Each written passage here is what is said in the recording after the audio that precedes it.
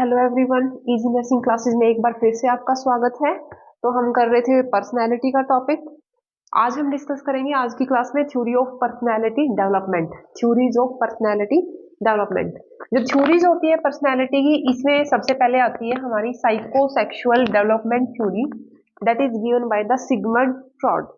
Sigmund Freud ने दी है psychosexual development theory. तो सबसे पहले हम ये डिस्कस करेंगे इस थ्योरी के बारे में। उसके बाद हम डिस्कस करेंगे जो सेकंड थ्योरी है वो दी है एरिक्सन ने, एरिक्सन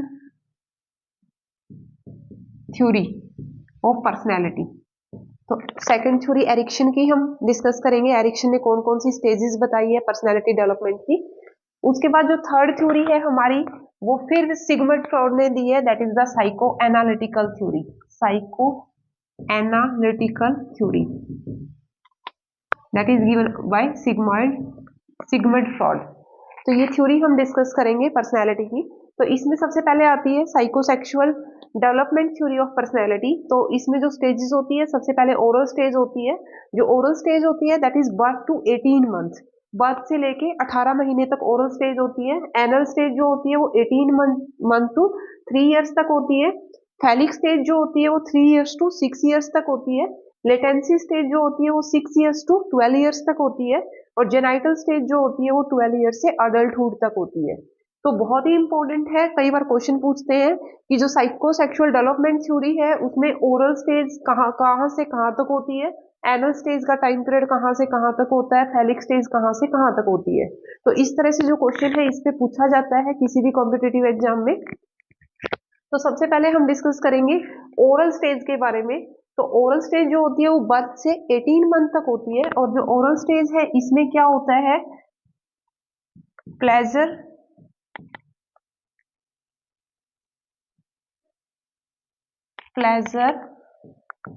ऑफ शकिंग, चूविंग, बाइटिंग। इसमें जो चाइल्ड होता है उसको प्लेजर होता है माउथ को टच करना, टंग को, लिप को जब बच्चा टच करता है तो उसको प्लेजर फील होता है। तो इसमें जो प्लेजर एक्टिविटी होती है that is the sucking, chewing and biting. ठीक है, तो ये ओरल स्टेज में होता है जब बच्चा बर्थ से 18 मंथ तक होता है। तो वो हर चीज को मुंह में डालता है, हर चीज को च्यू करता है या शक करने की कोशिश करता है। तो that is the oral stage. अगर ओरल स्टेज प्रॉपरली कंप्लीट नहीं होती, अनसक्सेसफुल टास्क होता है अगर ओरल स्टेज में, तो क्या क्या प्रॉब्लम आ सकती है। इसमें हो सकता है over eating, obesity, alcoholism, alcoholic हो सकता है पर्सन बाद में, drug addict and not able to trust the other, not able to trust other। उसके बाद हमारी जो सेकंड स्टेज है साइकोसेक्सुअल डेवलपमेंट थ्योरी की, वो है anal stage. 18 month to 3 years तक जो होती है वो एनल स्टेज होती है। एनल स्टेज में जो बच्चा होता है इसमें pleasure occur during bowel and bladder elimination, bowel and bladder elimination. जब बच्चा यूरिन पास करता है या फीसेस पास करता है उसका कंट्रोल नहीं होता है ब्लैडर के ऊपर, या बाउल कंट्रोल नहीं होता है, तो उस स्टेज को हम बोलते हैं एनल स्टेज। तो बच्चा प्लेजरेबल फील करता है अगर बाउल और ब्लैडर एलिमिनेशन जब होता है, तो that stage is known as the anal stage. अगर सक्सेसफुल कंप्लीट नहीं होती है एनल स्टेज के अंदर, कोई प्रॉब्लम आती है और अनसक्सेसफुल टास्क होता है, तो उसकी वजह से क्या हो सकता है, जो बच्चा है उसको ओसीडी हो सकता है आगे जाके। ओसीडी हम पढ़ ही चुके हैं पहले, ऑब्सेसिव कंपल्सिव डिसऑर्डर। तो बच्चे को ओसीडी हो सकता है अगर उसकी सक्सेसफुल कंप्लीट नहीं होती है जो एनल स्टेज है, तो ओसीडी हो सकता है। उसके बाद आती है हमारी थर्ड स्टेज जो है वो फैलिक स्टेज। फैलिक स्टेज जो होती है वो 3 इयर्स टू 6 इयर्स के बीच में होती है फैलिक स्टेज। और इसमें क्या करता है बच्चा जो है वो सेक्सुअल आइडेंटिफाई करता है, सेक्सुअली आइडेंटिफाई हिमसेल्फ और हरसेल्फ, उसको अपने पता चलता है कि वो मेल है या फीमेल है, I am a boy, I am a girl, तो वो फेलिक स्टेज में आइडेंटिफाई करता है। और इसमें जो जेनाइटल ऑर्गन्स होते हैं उनकी अवेयरनेस होती है फेलिक स्टेज के अंदर। इसमें दो कॉम्प्लेक्स होते हैं बच्चे के अंदर जो फेलिक स्टेज होती है, एक होता है यहाँ पे इलेक्ट्रा कॉम्प्लेक्स, ये फीमेल्स में होता है। इलेक्ट्रा कॉम्प्लेक्स जो होता है ये फीमेल्स में होता है। और सेकंड जो होता है ओइडिपस कॉम्प्लेक्स होता है,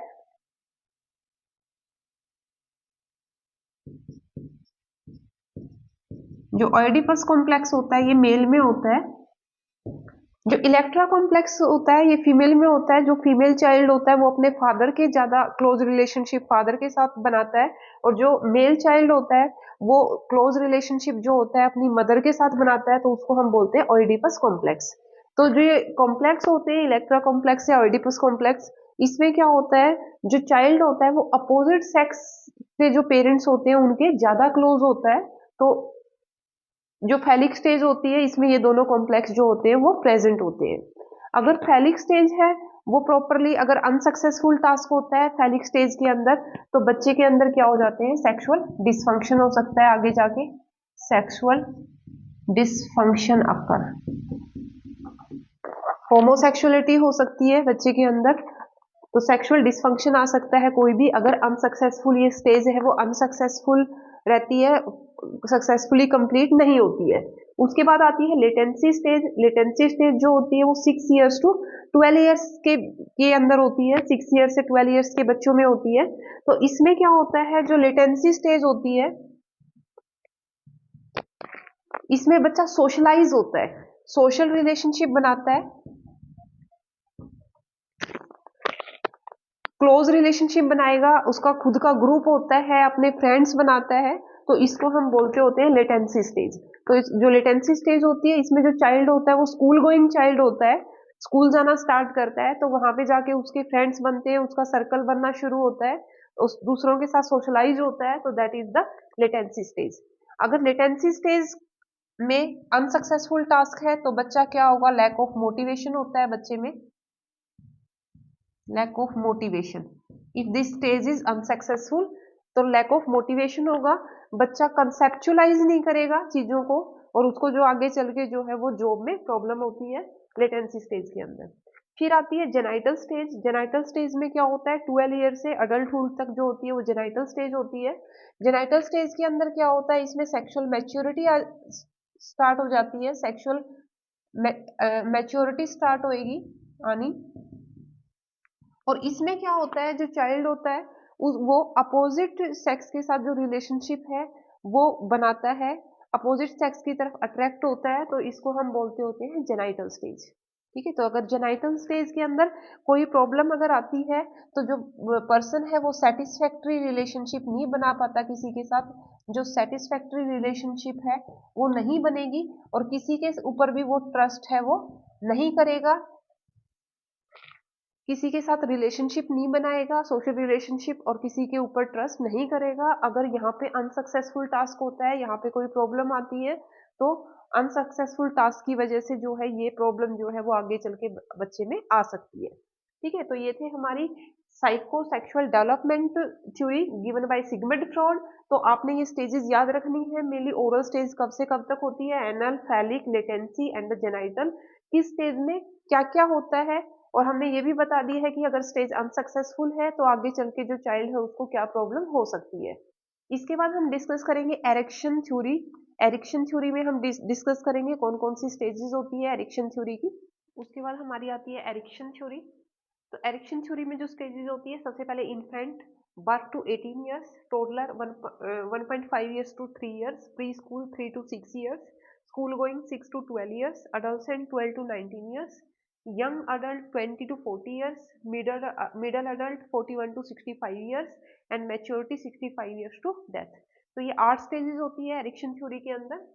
तो इसमें सबसे पहले जो इन्फेंट होता है उसमें क्या होता है, ट्रस्ट वर्सेस मिसट्रस्ट होता है, toddler autonomy versus same, pre school जो होता है उसमें जो होता है इनिशिएटिव वर्सेस गिल्ट होती है, स्कूल गोइंग में इंडस्ट्री वर्सेस इंफीरियरिटी होती है, अडोलसेंट में identity versus role confusion, young adult जो होता है उसमें इंटीमेसी वर्सेस आइसोलेशन होता है, मिडिल अडल्ट में जनरेटिविटी वर्सेस स्टेग्नेशन होता है। और जो 8th स्टेज है मैच्योरिटी, इसमें ईगो इंटीग्रिटी वर्सेस डिस्पेयर होता है। तो एरिक्शन थ्योरी की स्टेजेस हम डिस्कस करेंगे वन बाय वन। तो सबसे पहले इन्फेंट है। इसमें क्या होता है, जो इन्फेंट होता है वो वर्ल्ड को सेफली देखता है, और जो रिलेशनशिप है वो है उसकी वो नर्चिंग की होती है, दूसरों पे डिपेंडेंट होता है जो इन्फेंट होता है। और अगर अनसक्सेसफुल रहती है ये स्टेज जो होती है इन्फेंट की, तो सस्पिशियसनेस आ सकती है आगे चल के, और ट्रबल होगा पर्सनल रिलेशनशिप मेंटेन करने में। टोडलर है, तो टोडलर में मेन क्या होता है, टॉयलेट ट्रेनिंग होती है टोडलर के अंदर। इसमें क्या होता है, sense of control and free will. इसमें सेल्फ कंट्रोल की फीलिंग जो है वो अचीव करता है जो चाइल्ड होता है। और अगर अनसक्सेसफुल रहती है तो बच्चा जो होता है वो लो सेल्फ एस्टीम होगी आगे चल के, और दूसरों पे डिपेंड रहेगा। प्री स्कूल जो होता है इसमें कॉन्शियस लर्निंग होती है, कन्फ्लिक्ट होएगी, एंजाइटी होती है बिगिनिंग में। और अनसक्सेसफुल अगर ये स्टेज है तो स्ट्रॉन्ग फीलिंग ऑफ गिल्ट हो सकती है आगे जाके, और पैसिव पर्सनैलिटी होगी, किसी से बात नहीं करेगा, गिल्ट फील करेगा। जो स्कूल गोइंग है इसमें क्या होता है, कॉन्फिडेंस आता है बच्चे में, प्लेजर होता है एक्लिप्शमेंट में, और खुद की एबिलिटी का पता चलता है। और अगर अनसक्सेसफुल है तो बच्चा है वो मोटिवेटेड नहीं होगा और अनरिलायबल होगा। अडोलसेंट जो है इस स्टेज के अंदर क्या होता है, formulate a sense of self and belongingness. खुद का पता चलता है उसको, खुद की बिलोंगिंगनेस का पता चलता है। और अगर अनसक्सेसफुल है तो सब्सटेंस अब्यूज, ड्रग अब्यूज कर सकता है, और पर्सनल रिलेशनशिप है वो मेंटेन नहीं करेगा। यंग अडल्ट है, इसमें इंटीमेसी वर्सेस आइसोलेशन होता है। तो इसमें जो अडल्ट है वो लविंग रिलेशनशिप मेंटेन करता है, और दूसरों से के साथ उसकी अटैचमेंट होती है इस स्टेज में। और अगर ये स्टेज अनसक्सेसफुल रहती है तो इमोशनल इमेच्योरिटी आ सकती है, और पर्सनल रिलेशनशिप है वो अच्छे से मेंटेन नहीं करेगा। मिडल एज है, इसमें जनरेटिविटी और स्टैग्नेशन होता है। इसमें क्रिएटिव होता है और फोकस करता है एस्टेब्लिशमेंट पे, और फैमिली को गाइड करता है, नेक्स्ट जनरेशन को गाइड करता है मिडल एज के अंदर। इसमें क्या होता है, अगर ये अनसक्सेसफुल होती है तो इसमें क्या होता है, जो पर्सन होता है वो किसी से कंसर्न शो नहीं करता है, खुद से ही उसको कंसर्न होता है।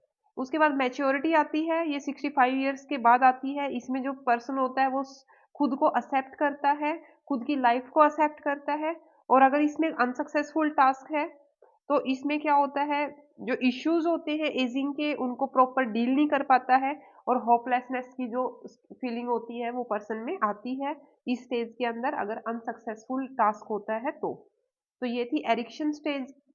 एरिक्शन की थ्योरी की कौन कौन सी स्टेजेस थी वो हमने डिटेल में डिस्कस कर ली है। उसके बाद हमारी जो नेक्स्ट हमारी जो आती है थ्योरी, वो आती है हमारी psycho analytical theory, that is given by the Sigmund fraud. उसके बाद हमारी आती है साइको एनालिटिकल थ्योरी। जो साइको एनालिटिकल थ्योरी है वो भी किसने दी है, सिगमंड फ्रॉड ने दी है साइको एनालिटिकल थ्योरी। और सिगमंड फ्रॉड है उसको हम फादर ऑफ साइको एनालिसिस भी बोलते हैं। Sigmund Freud also known as the father of psychoanalysis. तो इसने साइको एनालिटिकल थ्योरी जो सिगमंड फ्रॉड ने दी थी, इसने फोकस किया था अनकॉन्शियस प्रोसेस के ऊपर, माइंड के अंदर अनकॉन्शियस प्रोसेस जो माइंड के अंदर होती है उसके ऊपर इसने फोकस किया था। और उसने बताया था कि हमारा जो अनकॉन्शियस माइंड होता है उसके अंदर तीन चीजें होती है, id, ego and the super ego. तो इन चीजों के बारे में इसने बताया था कि जो अनकॉन्शियस प्रोसेस होती है वो हमारी होती है, डिपेंड करती है मोटिवेशन और बिहेवियर के ऊपर डिपेंड करती है, और उसके अंदर तीन चीजें आती हैं अनकॉन्शियस माइंड में, id, ego and the super ego. तो सबसे पहले ईड क्या होती है, ईड जो होती है ये बायोलॉजिकल ड्राइव होती है, जैसे कि सेक्स है, हंगर है, जो बायोलॉजिकल ड्राइव होती है किसी भी पर्सन के, जो एकदम से प्लेजर फील करवाती है, तो उसको हम क्या बोलते हैं, ईद। तो जो ईद होती है वो किस पे होती है, ये प्लेजर प्रिंसिपल पे बेस्ड होती है जो ईड होती है। उसके बाद आती है ईगो। ईगो क्या करती है, ये हार्मनी मेंटेन करती है एक्सटर्नल वर्ल्ड के अंदर और इंटरनल वर्ल्ड के अंदर। तो it maintain harmony between external world, Eid and the super ego, ये एक बैलेंस बना के रखती है। और जो ईगो होती है that based on the reality principal.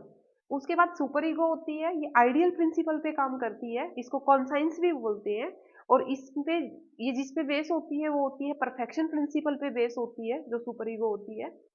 तो हम इसको एग्जाम्पल से बहुत ही इजी वे में आपको बताते हैं कि क्या होता है कि कोई भी पर्सन है, उसके दिमाग में एकदम से जो ड्राइव आती है, जो एकदम से उसके दिमाग में आया और उसने वो काम कर दिया, तो वो क्या है, ईद है।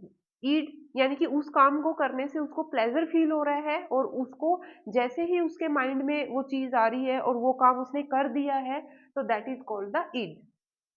तो ये प्लेजर प्रिंसिपल पे बेस होती है। जैसे कोई छोटा बच्चा, उसको भूख लगी है और उसने एकदम से उसके माइंड में आया कि उसको भूख लगी है और उसने अपना लंच बॉक्स खोल के खा लिया है, तो वो हमारा उसका क्या है, ईड है। ठीक है, तो उसकी बायोलॉजिकल ड्राइव थी और ये बेस्ड होती है प्लेजर प्रिंसिपल पे।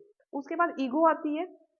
ईगो में क्या होता है कि थोड़ा सा बड़ा बच्चा है, उसको अगर भूख लगी है तो उसके दिमाग में क्या आता है कि अभी वो लंच बॉक्स नहीं खोल सकता, क्योंकि जो टीचर है वो क्लास ले रही है, तो थोड़ी देर के बाद जब क्लास खत्म हो जाएगी तो उसके बाद वो लंच कर सकता है। तो दैट इज द ईगो।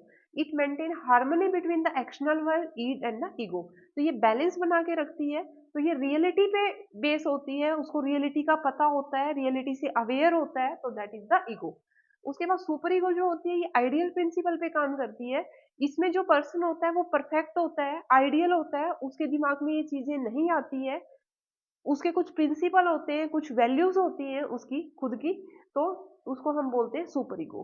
तो इसमें क्या होता है, परफेक्शन का प्रिंसिपल काम करता है सुपर ईगो के अंदर। तो ये 3 स्टेजेस थी। तो इसमें क्या होता है, अगर कोई पर्सन है को ईगो जो होती है, जो पर्सन की ईगो होती है, वो पर्सनैलिटी को शेप प्रोवाइड करती है। अगर किसी भी पर्सन की जो ईगो है, वो अगर सही है, तो जो पर्सन की पर्सनैलिटी है, वो अच्छी पर्सनैलिटी बनेगी। तो जो ईगो होती है, that provide shape to the personality of a person. तो ये सिगमंड फ्रॉड की साइको एनालिटिकल थ्योरी की स्टेजेस थी, ईद, ईगो और सुपर ईगो। तो ये थी हमारी थ्योरी ऑफ पर्सनैलिटी, तो हमने आज की क्लास में डिस्कस की है। आगे भी हम जो है फंडामेंटल ऑफ नर्सिंग जो है वो हम कंप्लीट कर चुके हैं। उसकी वीडियोस टोटल हम डाल चुके हैं, और फंडामेंटल ऑफ नर्सिंग से जो है 15 से 20 क्वेश्चन जो है हर कॉम्पिटिटिव एग्जाम में आने ही आने हैं। साइकेट्री हम स्टार्ट कर चुके हैं, तो चैनल को ज़्यादा से ज़्यादा लाइक कीजिए, सब्सक्राइब कीजिए, ताकि हम आपसे जुड़े रहें। Thank you so much.